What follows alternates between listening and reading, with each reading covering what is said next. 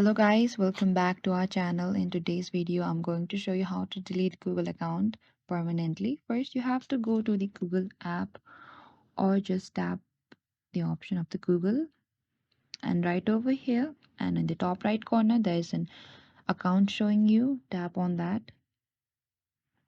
and from here you have to tap on the Google account right over here, and an interface like this will open up. And what you have to do is simply go to the data and privacy over here and scroll all the way to the bottom. And from the more options, here we could see the option for delete your Google account will appear.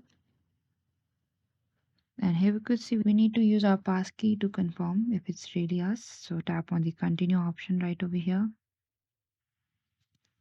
And we are also required with the fingerprint sensors, or you can also use the pin option which is on the bottom right corner.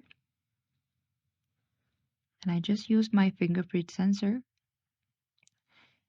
And here we can see an option like delete your Google account will appear, and what we have to do is scroll all the way to the bottom over here, and we have to tap on the small options of the bottom right over here, and after that you can tap on the delete account option and your account will be successfully deleted. And thank you for watching this video. I hope I could help you.